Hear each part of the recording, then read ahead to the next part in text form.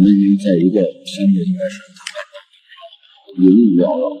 我也不知道这车要开到哪儿，就是从4点开到现在快8点了，那我也不敢问，也不敢说，反正最终会让你有地方睡。